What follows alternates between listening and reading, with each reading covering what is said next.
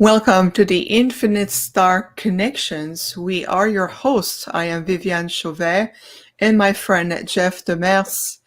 We are always so thrilled to be here every time. We bring inspiration, energy, and also we help each other to ascend and what it means.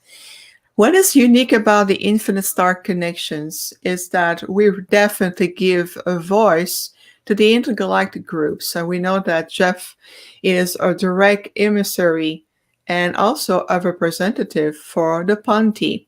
And I am a direct representative and emissary for the Octorians. And together we work in a vast collection of intergalactic groups. So as we're welcoming all of you today on this beautiful Sunday, May 22nd, 2022, and the conjunction of 222s, we are also waiting for our guest today, Laurie McDonald, who will be joining us shortly. So just to feel the pulse, I want to know how you're doing, how things are going. I want to welcome everyone in the chat room today. Thank you, Sharon, Joanne from Ireland, Divine Fractal, my friend, of course. Welcome, Vegan Starseed. Shari, welcome being there. Susanna, Paul, thank you for being here. Trixie, thank you for being here as well. And everyone who's joining us. Yes, wonderful. From Iceland, Minerva, we are thrilled to have you. This podcast is dedicated to all of us. And especially right now, it is very important to stay in a higher resonance of light as we continue shifting and moving. Jeff, how are you doing, my friend?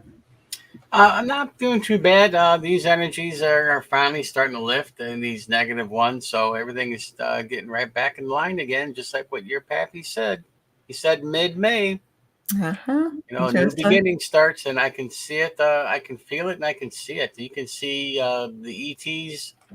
You can see the different crafts that are being filmed, and you're getting a clarity of all the information that is all faked and brought our way. So I'm sure that is exactly what your father meant, Arcturian father. Yes, my Octoroon father. So when Jeff says my papi, he refers to my Octoroon father, which I love. And you're right, May energy is really much, I call it the waterfall effects. If you think about it, there's so much downloads as much as integration and purging taking place all at once. So I want to welcome again everyone who's joining us right now. Jude, welcome. Paranormal, welcome. And Simon for Glastonbury, always happy to have you. And you, Vanda, you'll be back, my friend. You'll be back here, right here on the show. Absolutely. Good to see you all. So we'll see, getting in touch with Laurie McDonald. Hopefully technology and our frequency are not too high that it always interfere with the technology. But I want to take a moment to talk about the new downloads, the new frequencies coming to the planet now with the solar frequencies. I mean, about a week ago, we went through a lunar eclipse, and I know that many of you, I felt it, this window that's just open to the lunar eclipse. And of course, we're not too keen about the moon, but it's more about the conjunction with the solar energy. And it really did open a window for what I have heard, apparently new codes coming in. So I want to hear from all of us who are joining us. Have you had any personal experience through that conjunction of the solar energy moving into in front of the moon, that lunar eclipse, with apparently new codes of information, codes of light, codes of truth, new downloads? So let's give us a little comments in the chat room. What has been your experience? Jeff, I feel I know what you're going to say, but I have to ask, maybe you and your Ponti, did you notice that your Ponti were a bit more active on that day, or? No, actually, not on that day, but I will tell you that the past couple nights, they've been, when you go to bed, and you watch TV, whatever, and you kind of like, kind of mull into going to sleep. But Jurudy and Sarah both, the past 3 nights have been, we've been going to this planet. And, I've always asked them, give me give me that thing to remember everything. And I'm writing everything down. And they're taking me to this planet. I don't know where it is, but it it's the same one. Tall grass. There's an old building, and it's both of those guys with me. But the other night, they had like a weapon.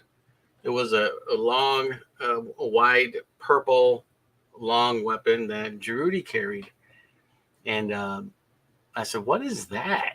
He says, "Oh, we need this." And so we're walking in this field, and the grass was really tall. It was almost covering their whole head, and I'm just walking, touching the tops and everything. It was funny, but I see, those types of energies are opening up for everybody, so that the people can experience more. I think of their dream state.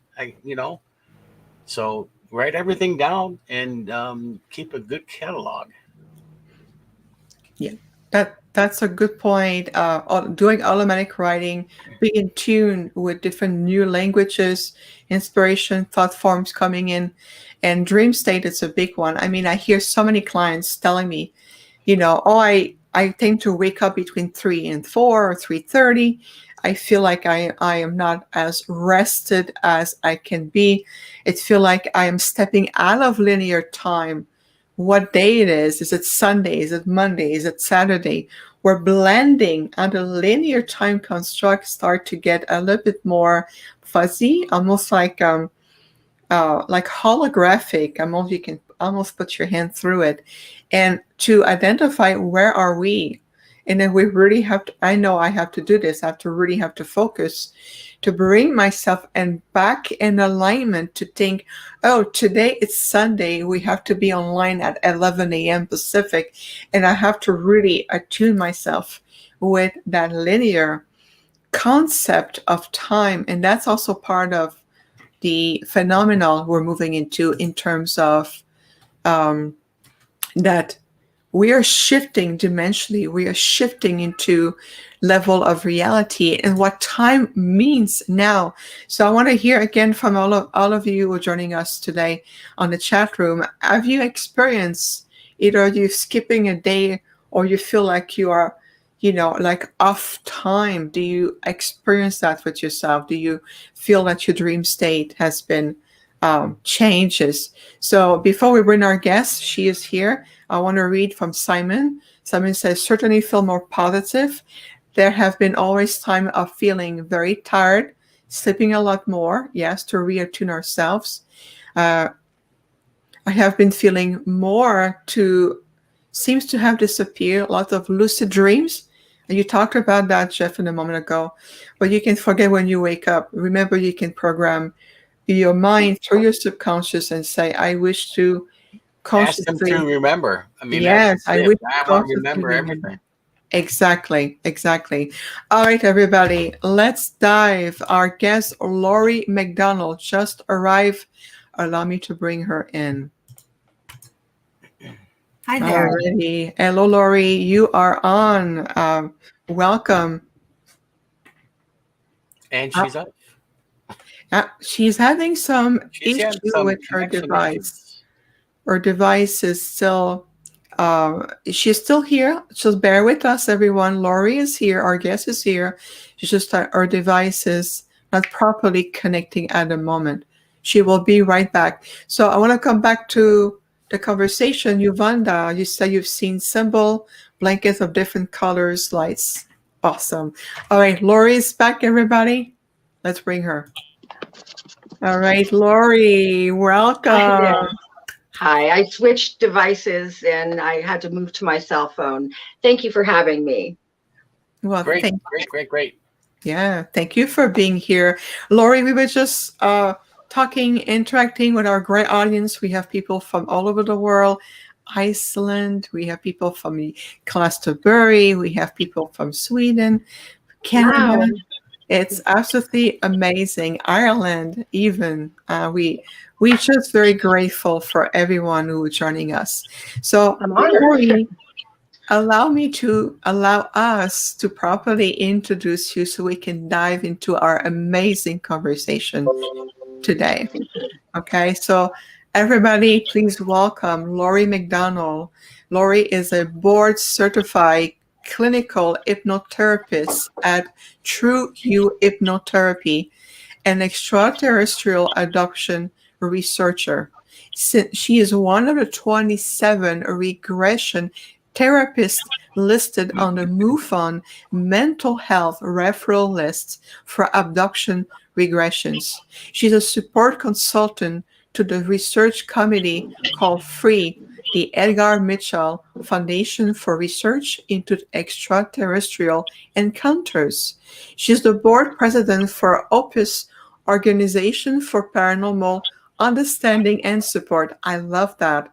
And is the founder of the Sacramento Alien Abduction and Contactee Support Group, one of California's largest UFO and abduction groups. Now, the list goes on and on about being a host at a Contactee Desert, experiencer groups, retreats. It is phenomenal. Laurie, we're thrilled to have you. Thank you very much. It's my pleasure to be here. Oh, absolutely. So, Laurie, just to allow yourself to properly really dive and connect with the audience, you become a board certified clinical hypnotherapist and you do so much. How did you start your journey? How does it all begin for you?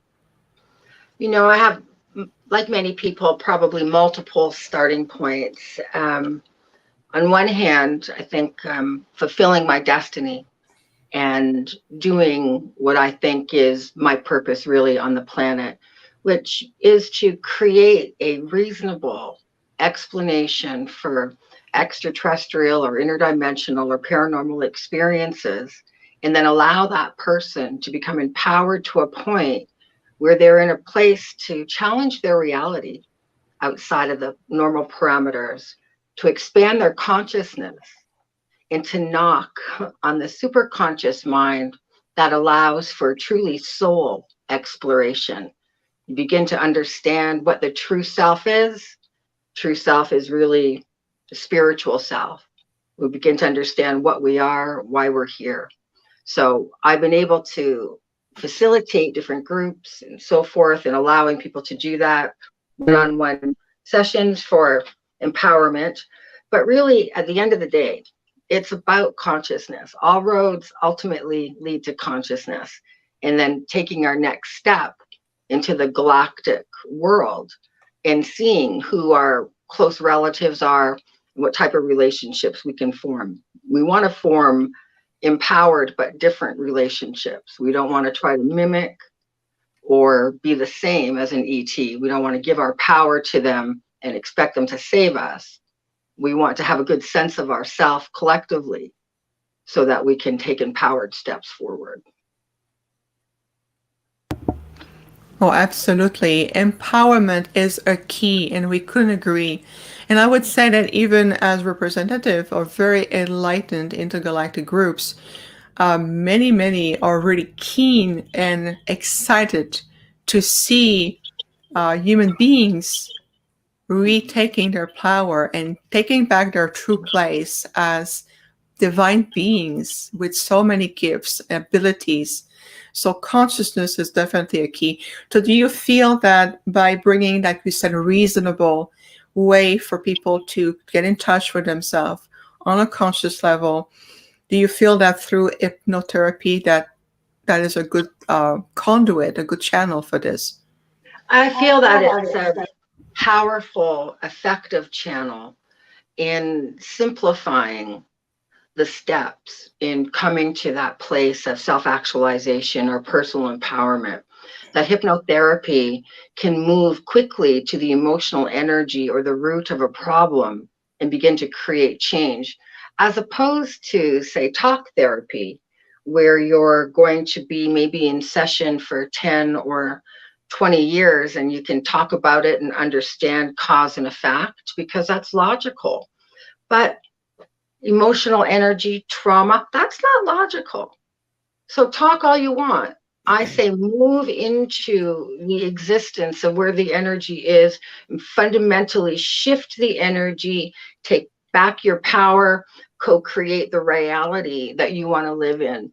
And there are 5 simple steps into self-actualization and writing. And I've done workshops in my 5 steps, and I'd like to put it in an easy book for people to be able to follow.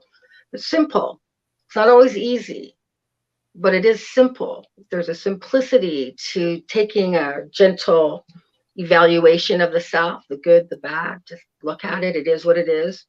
But when you can accept it, you can create change. So you cannot change what you cannot accept. So you have to look deeply at the true self and then just love it. Okay? Embrace it, love it, treat yourself like your best friend, have that compassion and mercy.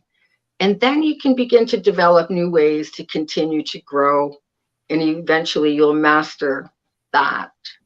And you'll step into your authentic self, being more actualized. And we all come about it at different ways. But hypnotherapy is definitely powerful in propagating the deepest of internal healings. And why it's important to do that emotional work is primarily it's all about your soul ascension. Baggage, heavy feelings, regret, even has a gravitational pull. It keeps the soul bound in a 3rd dimensional reality. But when we're free of that, truly empowered, and truly empowered, just so everyone knows where I'm coming from, it means the ability to generate deep inner peace, internal waves of tranquility, the ability to practice equanimity, to be calm and balanced among the chaos in the world and still move forward and have your peace because you make it. So that's empowerment. So doing that work, that emotional trauma work, creates a very specific freedom, freedom of the soul. Okay, now Sarah, these ETs that I talked to, she explained to me in a whole subject of accepting, and she detailed it to the T about how an individual should learn to accept what is going on. If you don't accept it, there is no, I don't care what kind of therapy you're going to do, it ain't going to work because you're not accepting what is being brought to you. But there's various levels of acceptance. You know, you just can't accept everything, right? So No. if you ran across a person that is non-accepting what you are doing, is there a way that you could not change their mind, but is there a way that you could have them understand it better so that they can accept what's going on? I believe that's what I do all the time. Perfect. You know, it's a struggle for people. People don't want to accept, for instance, that they've had some form of contact with an extraterrestrial or something less specific, something more ambiguous, some form of entity or shadow entity that you don't know what it is. Or you want to get a message dropped into your head, hear someone else's voice in your own mind. That's very off-putting. And so, you know, for a lot of people, the process and opening to higher contact or communication with non-human entities is outside of their choice. Like for people who get downloads, imagine just having that happen. So there's a certain amount of preparation that you have to have. There's some knowledge you should be looking into and educate the self in identifying what you're hearing. You know, with extraterrestrial experiences or other non-human entities, depending now, if the messaging is coming from more of a unconditional loving sort of acceptance, there's a gentleness, and there's a two-way conversation. Sometimes with certain extraterrestrials, it's a one-way conversation, as in you might be able to ask questions, but they're not going to answer everything. They're because they'll tell you something like you're not ready yet or something. So we have to know who and where these messages are coming from. And a lot of times I've seen in my work that it's not always what they think it is. And we have to be open to other forms of mind messaging, such as synthetic telepathy, radionics, psychotronics, any ability to electronically pulse into the brainwave, creating a sound pattern, mimicking a specific voice, even your own voice. So when an occurrence happens like that, it's first initiated by high pitches or tones, some heard in the ears. Some people say it's difficult to triangulate whether it's inside or outside of the head because it feels like both at certain times. So you can't just tell somebody accept all these changes.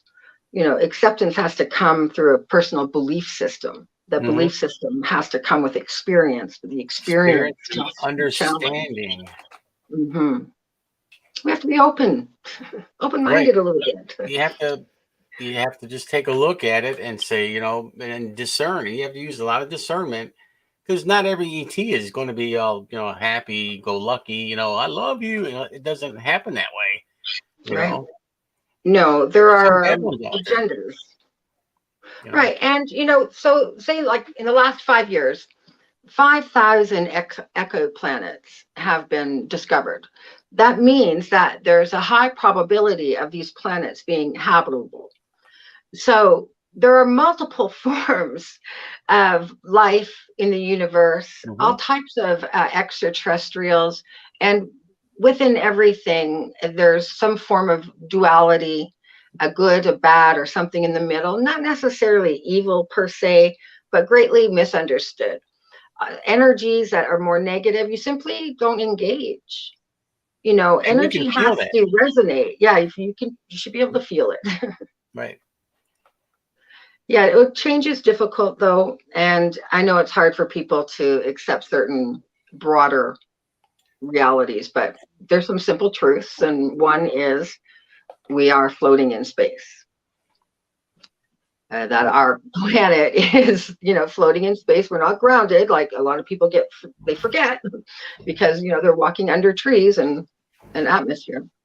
But we are floating in space, and that space is in a constant state of fluctuation and growth. And really, the Earth right now is important that we create these changes, create a higher collective consciousness, because as we get closer to 10 billion people, 10 billion people on the planet creates a specific quanta of energy. Quanta of energy, right, exactly. That propels our next evolutionary step.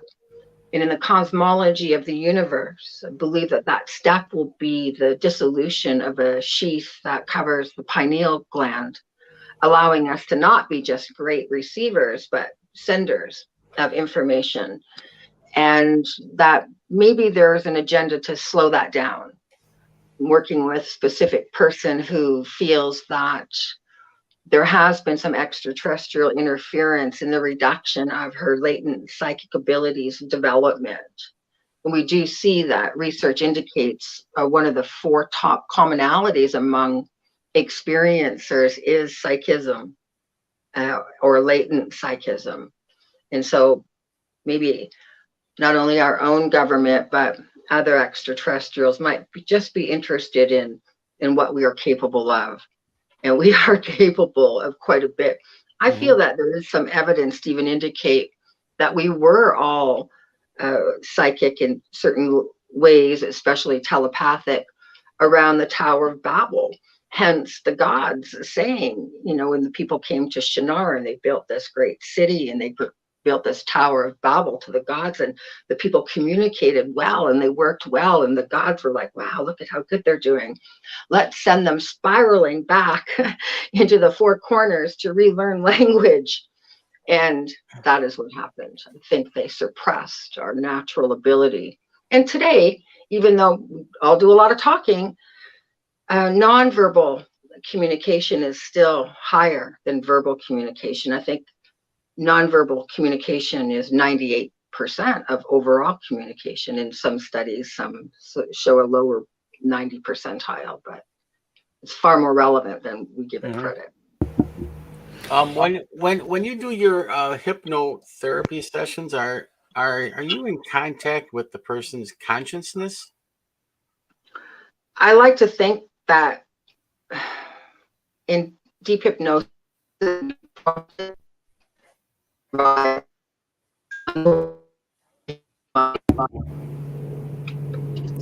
Hey, Laurie, we're losing a connection here. We can't hear you anymore. Oh, that was such a good question too. Yes, it will come back. I apologize. Hang on. It'll catch up. Yeah, the connection is not there right now. It's okay. Okay, we lost you for a moment, Laurie. Okay, here we go. Can you hear me now? Perfect. Yeah, now you're back. We couldn't hear anything, so if you would please repeat, that would be great. You'll have to help me out there. No, actually, I believe I was saying Well, it's all about the energy. Difficult. Okay, here we go. Okay. Yeah, we've had work. I don't know why, but just lately I've had some internet issues. And I can't tell you why, but I believe we were talking about consciousness, and I'm not sure exactly where we were at before we were. Jeff, can you repeat your question, please? Yes. When you do your hypnotherapy sessions, are you in contact with the person's consciousness? Yes, I like to think that we are able to do energy work in the superconscious mind. I feel that we can prompt the subject to rise out of the body by simulating OBEs and allowing them sort of a 360-degree perception. And it's fantastic, fascinating work. And they are able to draw information from the superconscious in their own mind. I think that as we have a soul, that's part of our consciousness here. Correct. When we begin to open into it. Obviously, it's not full conscious because we're not fully awake, or we wouldn't be in the physical body.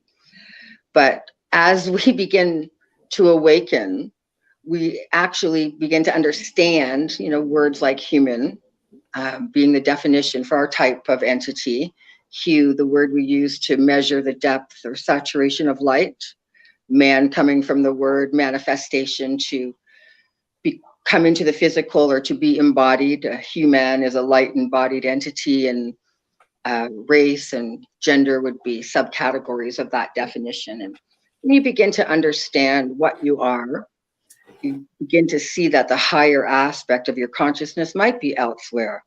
We can connect to the higher self. We can connect to energies above that. But I think ultimately, the biggest part of us is elsewhere, watching and waiting for us to understand basically two things on the planet Earth we have to master. One is love, and the other is fear. All jealousy, insecurity, warring falls under fear. So once we get that under control within ourselves and then collectively, understanding again, third dimension is dualistic in nature. We're not only just fear mongers, some people are so fear-based, they're frozen and unable to progress on their path. But love, you see some are great givers, they give, everybody, they're loving everything, but they're not really receiving on the deepest level, showing their truest vulnerability, the full thing. And so we still shy away from that, even in what should be our deepest and highest relationship. So we need to master fear and love. When we do that, we're able to interact with any type of other entity because their beliefs don't sway us in one way or the other. We don't feel it inferior or superior. We're able to just be self-accepting, knowing that we're all progressing forward, ultimately for the same reasons. So everything's just an experience. Okay, I have another weird question. If you ever done any work, and this could be just a yes or no, answer. Have you done any work and you noticed that the person that you're dealing with is a bad entity? Yeah. And are you able to maybe make it a good entity or get rid of one? Well, I can tell you one experience that I had where I had somebody regressed, and the subject was in a deep hypnotic state. She had been exhibiting some REM action. Her breathing was regulated, almost mimicking the breath of sleep. And she'd had some entity issues. When the entity, which we turned the recorder on, could actually hear the entity speak, even when we were speaking to each other, trying to talk over her, and she would tell me what it's saying, and we could hear it on the tape recorder. But it was saying it was an ET. And I started to ask specific questions. Oh, how interesting. An extraterrestrial, where might you be from? Oh, you wouldn't know. I said, well, you might be surprised what I know. Try me. Try me. Yeah, give me a chance. And kept on going like that. And then I said, okay, I'm getting the feeling you're not an ET, and that maybe you're some low-level demon, and that you like to play some games. And Trickster. now it goes, yeah, very angry at me. I asked another question, and it exploded, like foaming, screaming, saying, who the hell do you think you are? But I was quite calm, and I leaned forward, and I remember crossing my legs, and I said, really, more importantly, who do you think I am? And with that, whatever entity was there fled. All I did was ask the question, who do you think I am? Yeah, but you had that aura of positivity that you ain't going to bother me. I'm going to bother you. Exactly, because I know who I am, right? Yeah, I know that I'm a light embodied being. Okay, so yeah, with that, it fled, which I found quite interesting. And so I don't even believe it was a low-level demon yet. I think that it was most likely a discarnate human. The subject had done some paranormal work. She was at a very sensitive area, and I think they followed her. Think that, they were sadly fearful in passing, maybe stayed attached to whatever pain they were in and never left. And I think that can drive that, because the soul outside of the body still maintains identity and personality. And we disconnected from its truer, higher source. But while it's here, it's in pain and suffering and watching others eat. A lot of them hang around addicts because they drink or smoke, and they want to vicariously feel that energy or watch it. And they move into it. Well, they call alcohol spirits. So, they are attracted to that. So a lot of stuff happens, and sometimes it does feel very ET. Sometimes it feels low-level astral energy, but yeah, they mostly leave on their own. But we just, being empowered, you see, takes takes the negative power away. Interesting. Well, I have another, sorry, Vivian, but I have another. Okay, go ahead. Just a quick comment, please. And I want to hear your question, Jeff, most definitely. What you just shared, Laurie, when it comes down to what I'm hearing also, is that we need to stay very much anchored in our power. Get centered into your heart, get into your light, understand who you are, whether you are, dealing with this incarnate soul who's still attached to the 3D plane, who hasn't moved on to the light, whether it's a different form of energies, consciousness, and any form of intergalactic beings or interdimensional beings, including angelic beings. It really comes down to, like you mentioned earlier, consciousness. The higher you keep your frequency, the higher your vibratory state, your vibratory rate it's going to maintain that frequency. So these beings who come or attempt to feel through you or wants to disrupt your energy to bring the energy into their own or whatever the agenda is, it won't stick. It won't flow because you are vibrating at a higher level of love, a higher level of light frequencies. I encounter that all the time. And whether it's conference, I did a panel yesterday for hours, and there was all kind of energy coming. Whether it's, I was at 2 panels at the New Living Expo about a week or 2 weeks ago, and it was the same phenomenon physically in the room. But what we did with my Arcturian group is that we maintained the integrity of the field we were in from my experience and the experience of everybody else. So I think this is a really good reminder, what you just shared about, for everyone, stay into your higher frequency and heart wave energy. It really is. So thank you so much for this, Laurie. You're welcome. Yeah, and whatever the extraterrestrial race is, they understand that it's in our highest interest for us to save ourselves, to do our own work, to come together as a collective community. Our thoughts are as equally important as our words. Words are so powerful. They can change your DNA. The ability to just settle in, settle down, and sit with the self for a while and just be open. I have a banana tree in the backyard here with gigantic, big, thick, waxy like leaves. And I love this tree.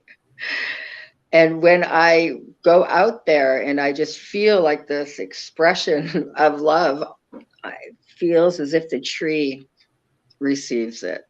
Oh, yeah, most definitely. I know that might sound bananas, but no. but it's, and we can resonate in this sort of beautiful wave of energy. It's really ultimately up to us.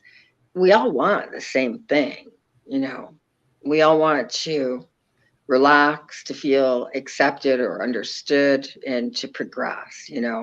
Sometimes we might need to help others, and it's what our life should really be about. We're all going to the same place, so might as well make the road a little less cluttered for those coming behind.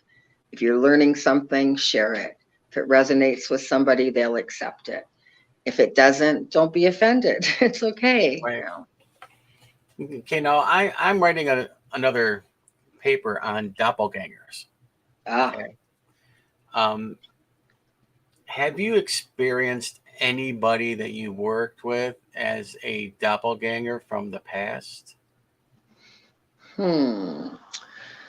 Well, because I've done so many past life regressions, because people really can resonate strongly with a past life, that's sort of like that. But I mean, it isn't a doppelganger, more like the same replica of the self, right, in a different place or time. Right. Would that share the same conscience as a current person? Well, so without time, right? Because it's only time is where you place your consciousness.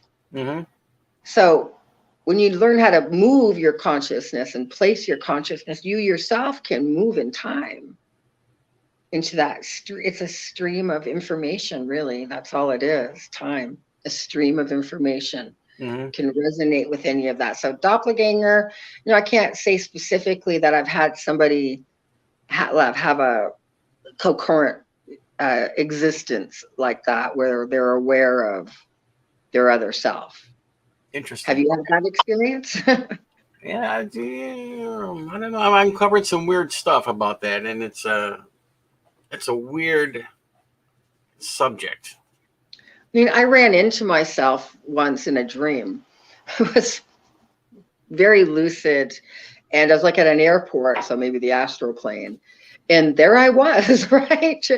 Moving fast, going, like on this moving sidewalk. And I was like, wait, hey.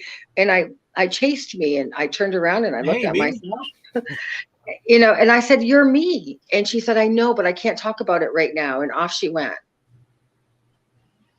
Wow. So, I, I I got mean, I got a question for you both in that sense. Is it possible, since we are holographic and multidimensional in nature, that what we call doppelganger as a semantic is simply to identify other aspects of self that coexist in other timeline, but it's ultimately all interconnected to our what we call your supreme self, your oversoul, I who get you that. are. I see that. I can see how that would be. It's almost as if, say, in a past part of our existence, we left quite an energy pattern. That pattern is vibrating still in that existence, can move back and forth and maintain information, awareness, and emotional energy too from these doppelgangers. But doppelganger, I think, is the more of a European. Uh, they understand it in a different way, I think, than we might hear in the Americas. Yeah, I'm Sometimes, actually trying to figure out to explain it in a way that we understand it, in more of a less multiverse way that they understand it. yeah, yeah. Well, so it is very interesting for any people who have had out of body experiences, or even people who have had near death experiences.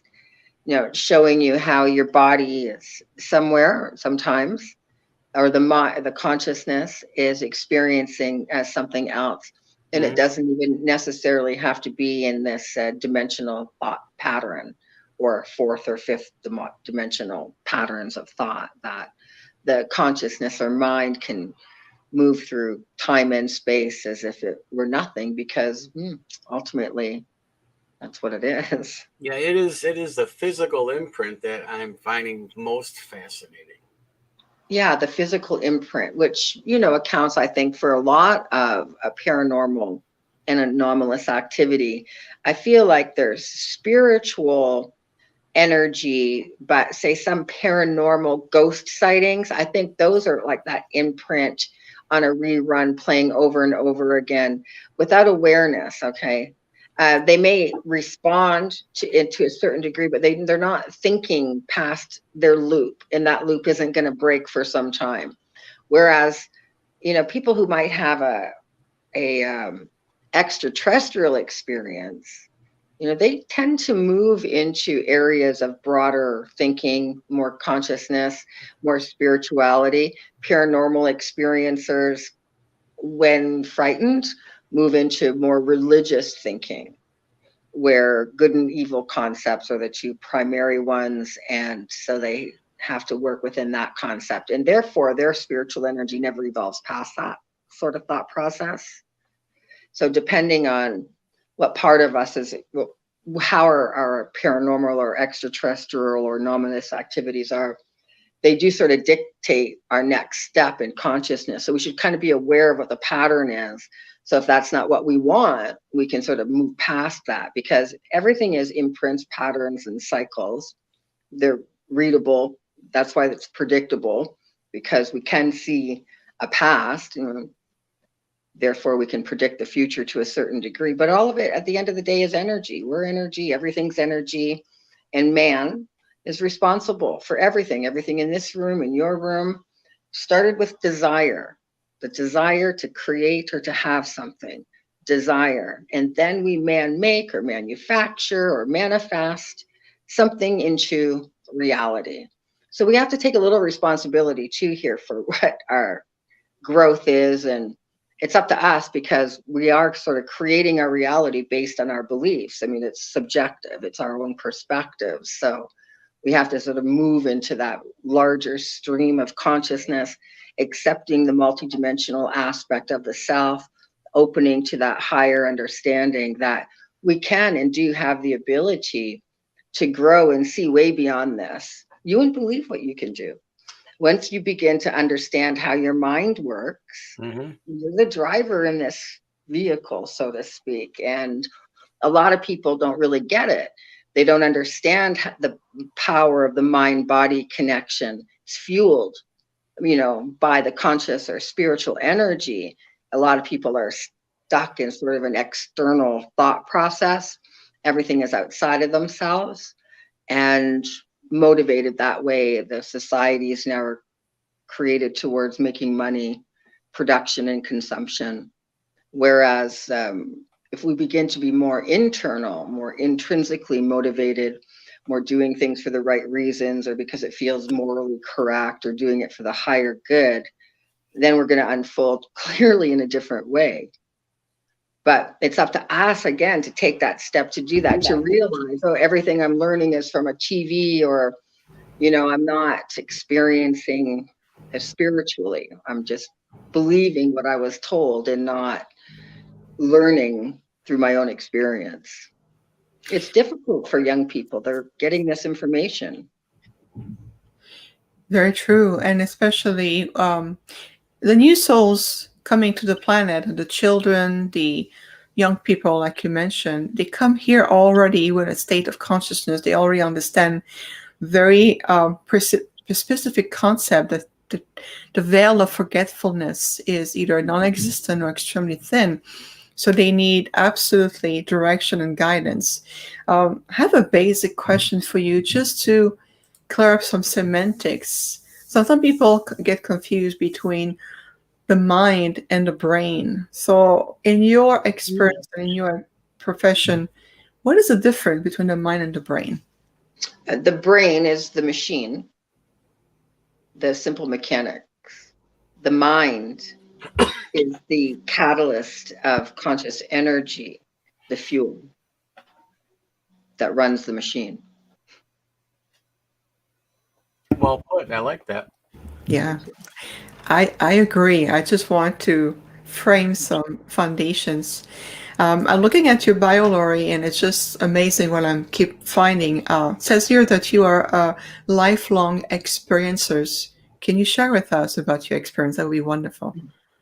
Yeah, I'm a lifelong experiencer. I say that because even though I've been actively sort of either a field UFO searcher or investigator since, you know, the 80s and early 90s, it wasn't until I was about 50 that one day my husband and I were talking about a show that had just aired on UFOs, and I was in the show, and the phone rang, and some lady, right? She's like, "Laurie, I'm your mother," and I'm like, "Uh-oh."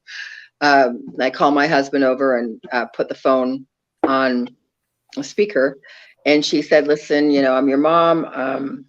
It's time that, you know, I told you the story of your birth. She never raised me." And she told me why she didn't keep me. And she said that she had experienced extraterrestrial contact during her pregnancy with me, that they would do like what she called checkups.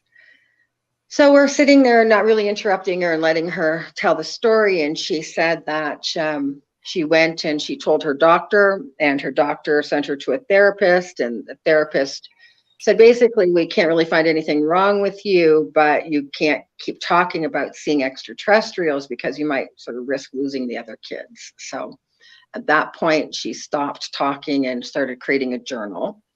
And when she was about, fully 9 months pregnant, she said she had gone outside early in the morning and sat down in the lawn chair. And she doesn't know how long she was there, but seemed like pretty quickly two smaller ETs, not grays, appeared on either side and sort of moved her through the apple orchard. Like she didn't believe her feet were on the ground. When they came to the center of the orchard, there's a round clearing. That's where the tractors turn around during harvest. There was a UFO above. She then said that she doesn't know how or even remember that part, but she remembers looking at it and then just being on it. She said that her feet were cold. And she then said that she was lying on a table, and I asked her, a table? And she said, yeah, you know, it looks like an ironing board shape. And I said, okay. And she said that the ETs were behind her. And when she became upset and scared, they told her to relax, that they weren't hurting her, that they were just checking on the baby, and that their interest was in the baby and she should relax. They had told her that multiple times. Now, not really news the mother wants to hear, and that she's out of power, unable to control the situation on any level. But she remembers saying, or I remember her saying then that she heard like a popping in her nose. She said it sounded like during the holidays when you have those little paper poppers. She said it like popped inside of her nose, in her head. And she doesn't remember too much other than examining and then waking up, crying and bleeding and fully in labor in the backyard, and people in the house, my father and other kids, not hearing her. A neighbor did hear her and woke the family and brought her to the hospital, and she later gave birth to me. She didn't really bond with me. She couldn't connect. She said she couldn't breastfeed, and she said I didn't feed, period. I didn't like any type of milk, and still don't. It's disgusting. But just she said, yeah, it was very difficult, and that I didn't look like her or my dad, and that she just found it very hard. So she tells us this like I was right around my 50th birthday, and so I didn't know up until then. But what she did say was that if there was a support group like I had run, then things might have been different. If she was able to express herself, if she was free to speak her truth, if people would have accepted and not ridiculed, she might have been able to gain insight. She might have been able to make decisions. She might have been able to react somehow. So I was very happy that she appreciated my work. And she said she wasn't surprised at all. I was a little surprised, but so lifelong experiencer, there you have it. You happen to know which ET type it was? You know, I did talk to her because I did say, so you were abducted? And she said, oh, no, honey, I wasn't abducted. I went with them. I was like, okay. All right. Verbiage is everything. So in her physical description, it sounds most to me like Zetas. And the interest in the baby, not so sure about that. It does make one question certain things, and but yeah. So you know, even to this day, I don't think that she's ever called me like her daughter. She did say that she can't believe she gave birth to such an enlightened being. She called me a being. Wow, Laurie, bless your heart. Bless your heart. Much love to you. I mean, I feel so many different emotion and experiences with you right now. Yeah, I've had a few.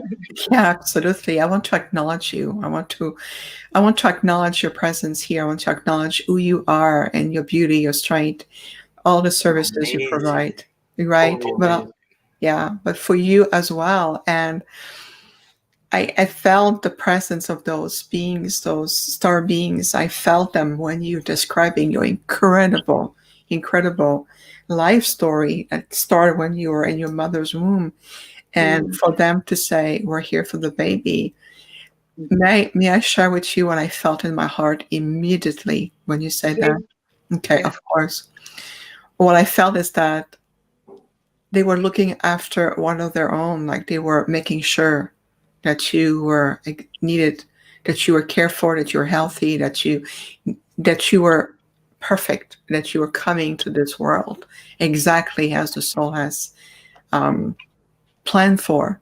And I felt this very love for you. I felt that they care for you. I felt that, like I said, they care for one of their own. And your mother was a beautiful point of contact to bring you back on this earth, and she's your mom in every way.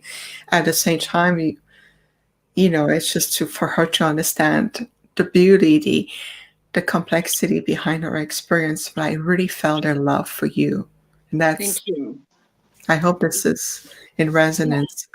Thank you. Yes, it does. I feel that I agreed somehow to some accelerated learning, to experience as much as possible, so that I could be in service of humanity at this very historical time in history where we are expanding, creating that contact, and it will be some form of mass contact.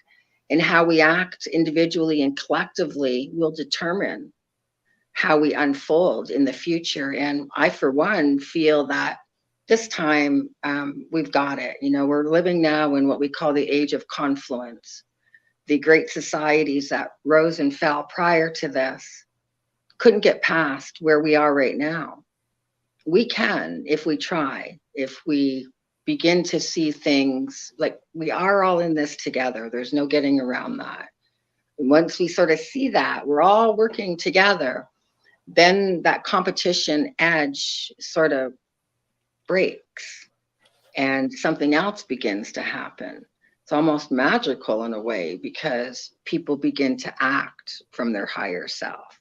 They incorporate fourth and fifth dimensional consciousness, thinking and awareness, where they see that their thoughts and actions really do make a difference. And even at the end of our life here, when the body falls and the soul begins to rise, you know, we have a soul name.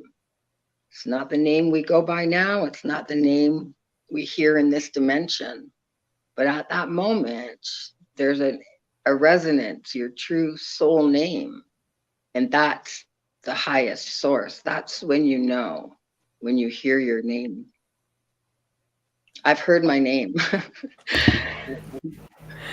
Oh my Okay, goodness. what is the name? I can't say.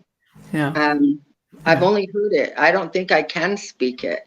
And Mhm. it's only like my highest self or whatever, higher God or universal energy. And I know, and we all have like a soul name.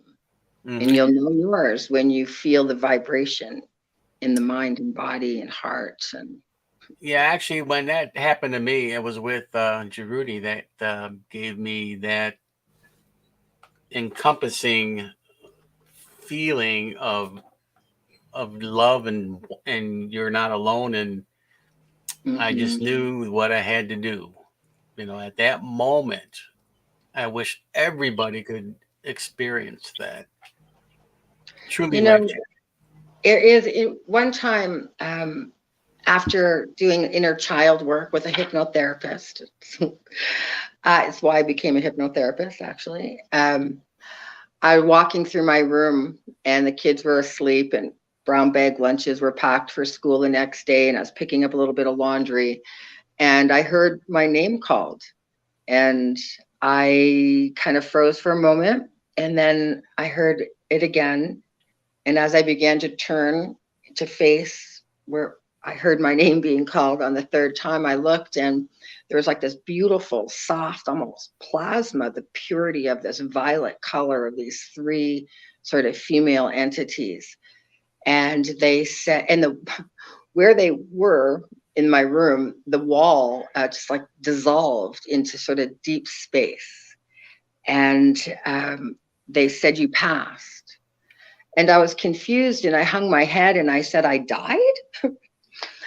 Naive, I guess. And they said, "No, you passed." And they said it in a way like, "You're getting this, right?" And I nod and they said, "Are you afraid?"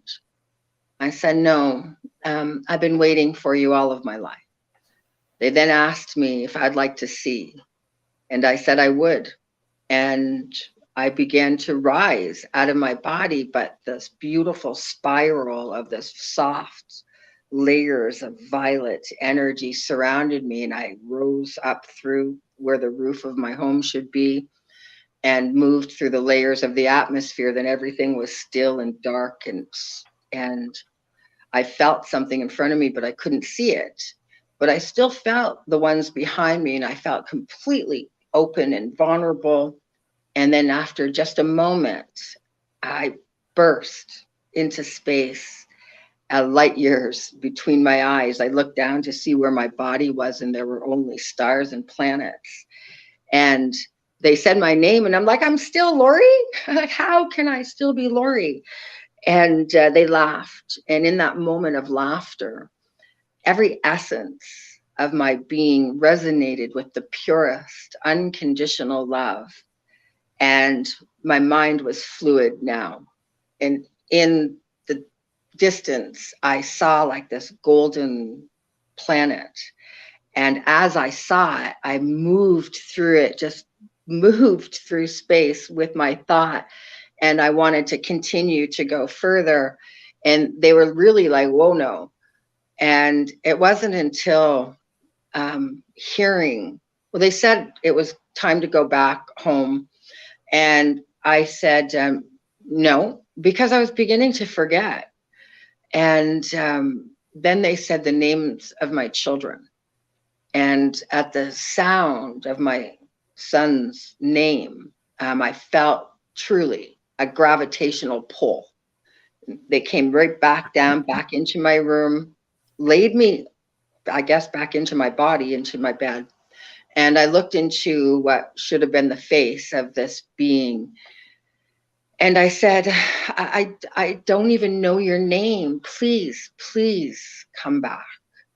And 3 nights later, they did come back and gained an understanding of fourth and fifth dimensional consciousness, thinking and awareness in the evolutionary path of the humanity as we begin our ascension process. And so I did a workshop on what I've learned from that. It's on my website, and under 5D, I think. And, you know, it's just a great opportunity and experience on the planet here. We have these multiple entities. I mean, those violet colored ones, I first encountered them when I was about 6. They prevented an interaction with some small grays. They didn't want me to engage with some that I saw. And I was just like, you know, a little kid and fully accepting everything. Nobody said no yet. And until then. So what a life.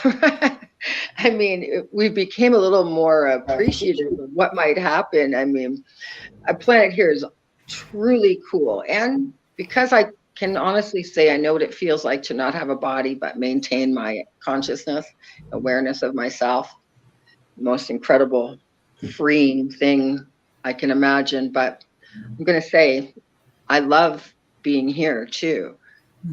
Earth is beautiful, and I appreciate every layer of life and every opportunity that we have here. And those beings are always with you too. All you gotta do is just want them, and they're like, whoop, they're there, right? Oh, you know, yeah, yes. And sometimes when I'm a talk or doing group, or a lot of times even at the clinic in session, people tilt their head and say, you know, I see like beings or something on both sides of you. Or sometimes they'll say they see like blue, and I'm saying, yeah, I guess they're there with every one of us at all times, and different ones depending on our needs.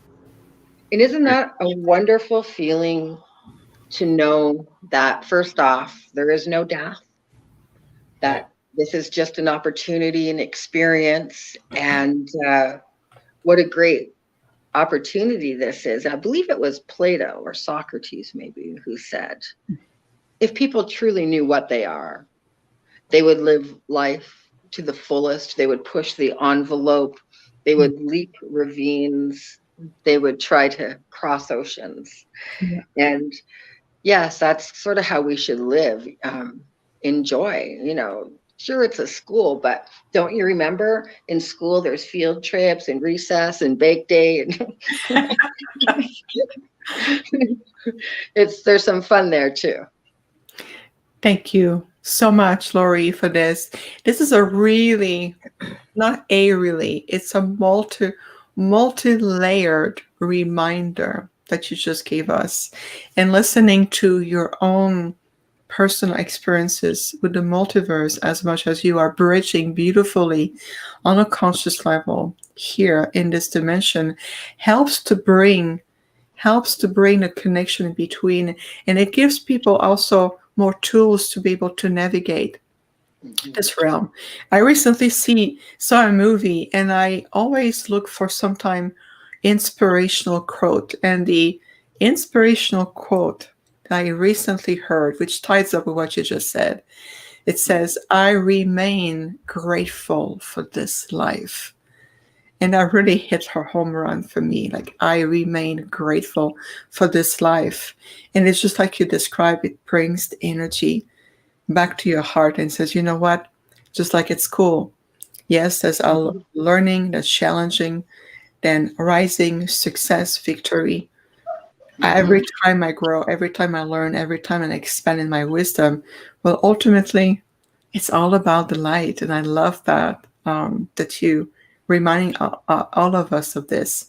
So I would like to come back to your hypnotherapy session. I am just curious. This is just, I think it's fascinating.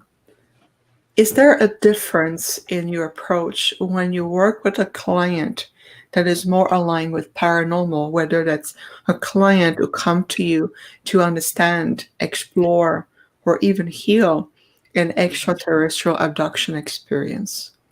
Oh, yeah, there definitely is a difference in my approach, but that's for whatever form of experience people are having. Not only will it be in my approach, but also in my verbiage. With some people, I'll be very directive and say, do this, and especially people who have a military background. With other people, I use permissive languaging and say, maybe we can allow an exploration.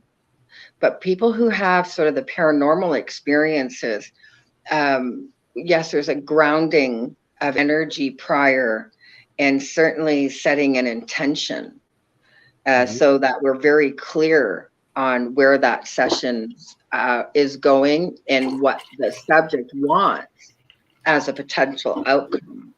So some paranormal experience is frightening because it's just so it catches you off guard and so on and so forth. Lots of reasons. It causes some stress in the mind and body.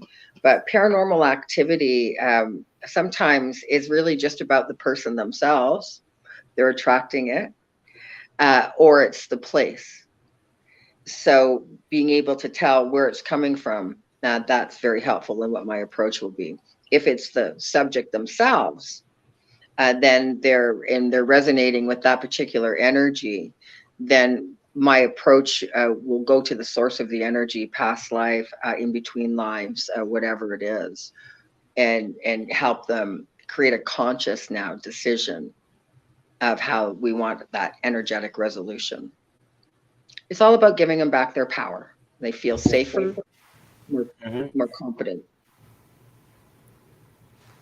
Oh, absolutely. It's really about the empowerment one way or another, which regardless of what is the background of the experience. And also, I would imagine also the filters, it's mental, emotional filters of the person who went through this experience. Maybe does it help to gain a better understanding what the experience was truly about and being able to remove those filters? Right. And ultimately, sometimes it's not as important, some of the details of the experience, but the effects it had on their consciousness. So that too, gives me the opportunity to see what the effects that it had on the person, a big indicator.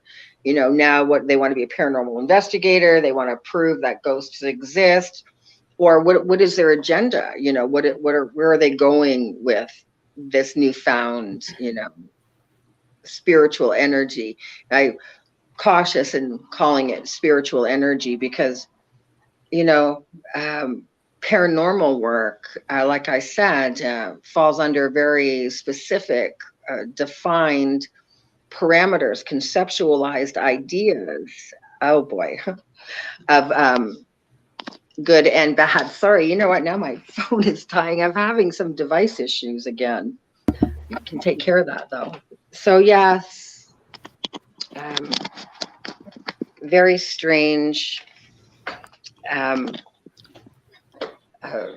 oh, sorry if I have worse lighting now, but That's okay. No, we're good. you know, my phone was charged when we started this conversation, and I've been having, like I said, enormous This difficulty. happens a lot with our podcast, believe it or not. Is that right? Yeah. Okay. You're Well, not the only one. It's because yeah, of who we are and what we represent. We I just know. want to see what the inside of your house looks like. That's all. Yeah. Okay. Well, you know, Yeah. might even be able to get a glimpse of that banana tree I was talking about. Oh, nice. I love trees. Yeah. I've had, I was having a very difficult time, um, having a difficult time connecting. StreamYard wouldn't let me in on my computer. It said it wouldn't support the platform, and I just switched. Oh no. Well, there are I don't know. blackouts on the western part of the U.S. right now, so that Yeah, might have something. it might have something to do with it. So anyway, I do apologize, and I see that my screen is jumping around here, and I'm not even touching it. No worries. We're keeping this. We're holding a space. Everyone, stay with us. We're just smiling at the technology. That's because we're transcending that technology. We're rising. Our frequencies good. are pretty. Okay, I have a question now. Do you, in your practice, do you ever recommend, or what is your thoughts about people doing an ayahuasca? You know, I recommend that they do it with a therapist who can guide them. Okay. And that, you know, I might tend to be on the side of John Lennon in whatever gets you to the light is all right. Right. So if that's necessary for the propagation of their growth and it's done appropriately in use, I think that that's quite all right. It really all it is doing is allowing them to see the unseen. Is that the same as microdosing with mushrooms? I think microdosing, there's definitely the ability to heal anxiety and the residual effects of trauma, and that some microdosing might be very good for some people with depression, stress, anxiety, and other reasons to legitimately do it. After all, the earth provides medicine, right, and nourishment for everything that we need. It will come in some form of plant or be provided by the earth. So it's not a big jump to think that mushrooms and microdosing and other forms of ayahuasca has the ability to help us heal in other ways. So I'm not going to be too closed-minded about things like that. I think that when it's done appropriately, there shouldn't be any issue not to continue doing. Yeah, the UMOs say that every disease can be cured with a plant-based environment. Yeah, well, and meditation too. You know, I think that if everybody just spent a little bit of time meditating, you know, they call it a practice because all you got to do is practice. Don't try to be adept at it. Don't stress. Just perfect practice, perfect results.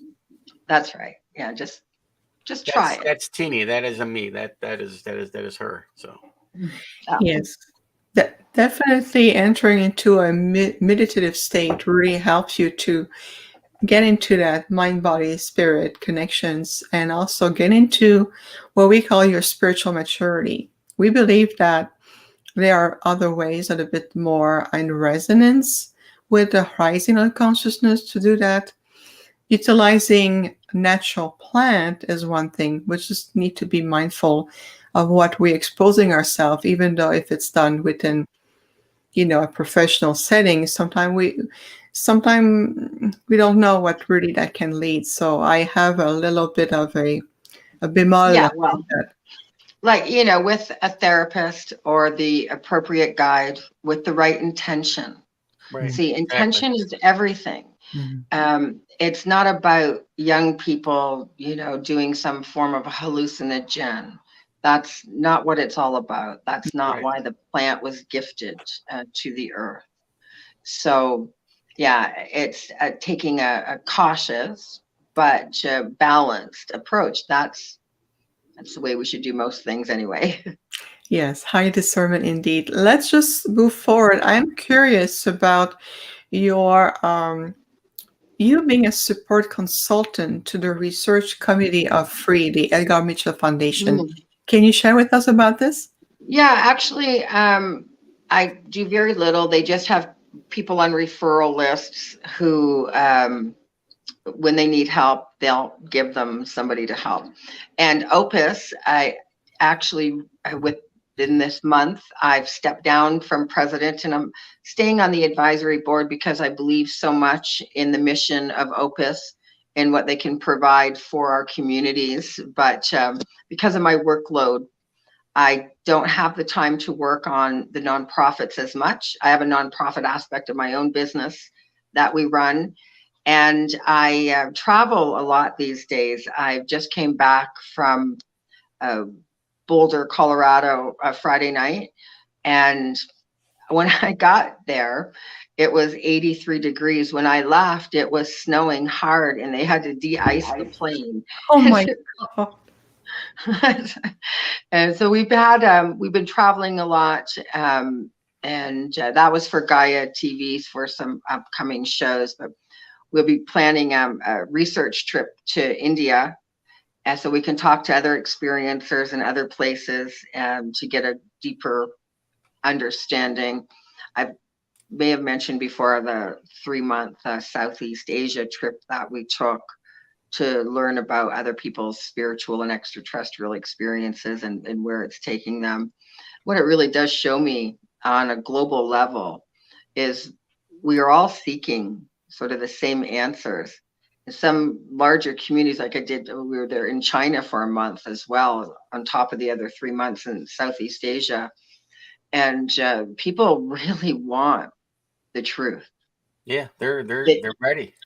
Yeah, they're ready. They want to know the truth. They want to be able to see where we're going. We have a lot of things happening. We have Elon Musk's Neuralink. There's some controversy there. Technology is developing equally rapidly to our spirituality. And so we have to create some form of balance there so that we don't allow an AI to become too intrusive in our lives.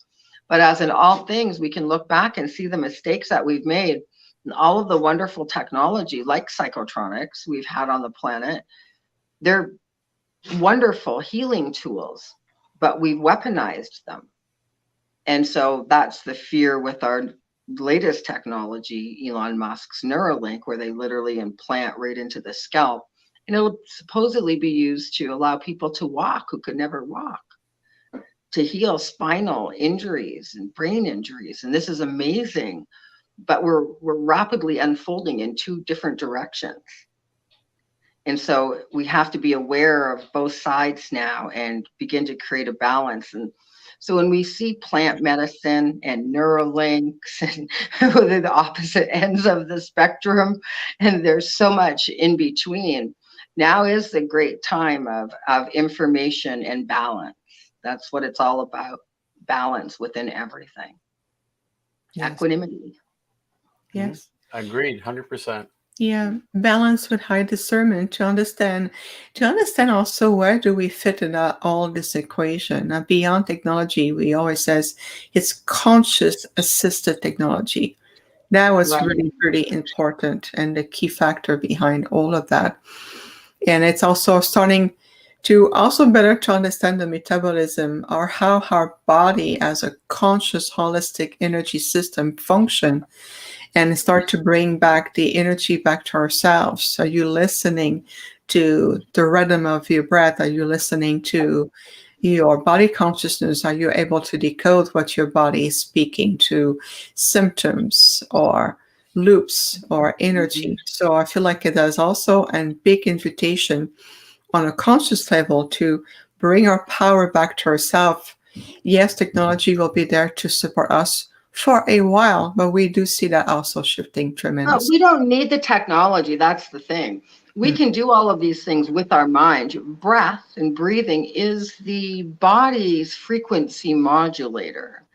You know, we have the technology, the brain already, the mind controls the body, and the body obeys. We don't tell, you know, different layers within the subconscious mind are responsible for how we breathe and walk, but we don't tell our legs walk. It's working on a fundamental, very old program. We can create the programs. When we create the program, that's how we begin to operate. When we have to learn, though, that we're equally as powerful as any of this technology, and we can create any of those frequencies with our minds, with our brain. Absolutely. And I would like to read one of the comments we just had because I think it's wonderful from Stephanie. She said, "We already have a neural link to the creator with our organic human vessel." And I think that really beautifully ties up what you just said, Laurie. That would be absolutely beautiful. Well, we have about just 10 minutes before we wrap up our incredible time together. Laurie, what are the final thoughts, words of wisdom that you can provide for people to help them understand consciousness, grounding, everything that you work, whether it's through hypnotherapy, your own experiences, just some words of wisdom. Just relax. Everybody relax. All healing, all change, all growth begins with relaxation. Your ability to relax, allow the emotional field to calm down. As we relax, the body releases blocks. We become in sync. Just relax. Everything's okay. There's a plan. And if by chance it all doesn't work out, we have another chance. You know, everything ultimately is as it should be, and it's okay. So just settle in, settle down, practice some meditation, be kind, but be brave. I love it. Be kind and be brave. I felt that. Laurie, this is amazing. Absolutely fantastic. I enjoy tremendously traveling with you. I can feel energically, emotionally, and etherically. I was traveling with you. I felt the beings when we came back to the earth, exploring the trees and the herbs, and then we came back again talking about your work. I felt it. I journey with you, and I know that many people here on the chat room, so many great comments. People relate to what you said. You're a source of inspiration. Thank you for your work. Absolutely phenomenal. Very grateful that you took the time today. Oh, she must have pressed off. Okay. Technology has been really something today. And you know what? We have been victorious in spite of all that's been going on. So let's just take the time, stay with us as we're wrapping up our time. Let's just do a quick clearing and balancing ourselves. And let's do that. This is also unique here on the Infinite Star Connections. We do some energy work. Laurie is back. Okay, let's bring her back. Sorry, it just dropped me, but I'm back. No. It's the No technology. worries. Which was just saying that we're going to do just a little quick grounding energy to bring everybody into their space. So if you want to join us, I'm so glad you're back. Thank you. Thank you. All right, everybody. So if you would just for a moment close your eyes. And with your eyes closed, we invite you to bring your awareness back to your body. Feel the movement of your lungs, opening, expanding. Feeling the breath of life, bringing oxygen into the body bloodstream, flowing also through the spine and your chakra system. Just feel this heart attunement to your own life flow with gratitude and divine bliss. Remember that your presence on the planet right now is celebrated by the universe, is also welcome by the earth and all sentient life form evolving here. Your light is the most important gift. As you anchor your light, you also share love frequencies. And love is the ultimate substance of Creator that we all share. So let's take a moment to breathe consciously to the gateway of your heart, expanding your heart energetic field, consciousness, wisdom, ancient intelligence.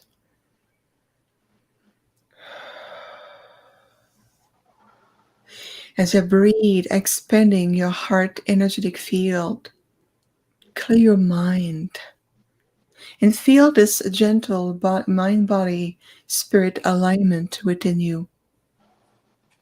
And as you are grounded and connected to Gaia, you are also connected to the multiverse, to all there is. As we breathe, let's anchor the new frequencies that we have received on the planet, especially with the solar frequencies. Allowing your body template to integrate these new frequencies.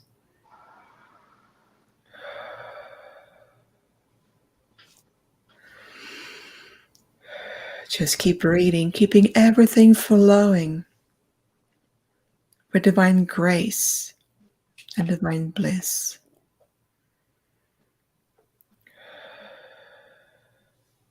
And remember to your I am presence, I am that I am, meaning that you are divine essence of light in a beautiful, powerful human expression and beyond.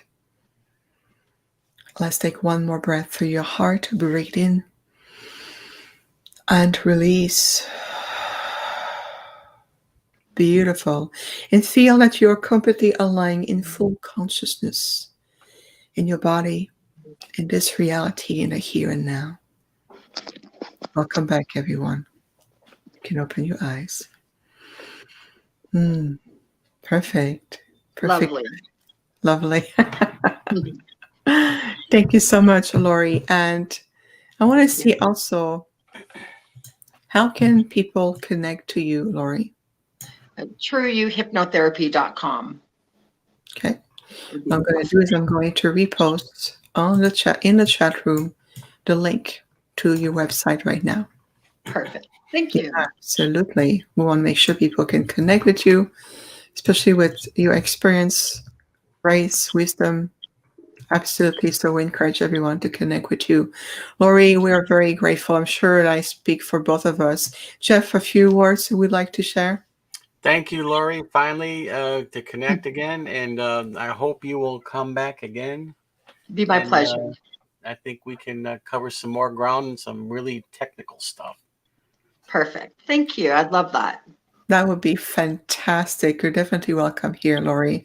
And join us on the next incredible podcast. We're going to be broadcasting live from the beautiful Sedona area.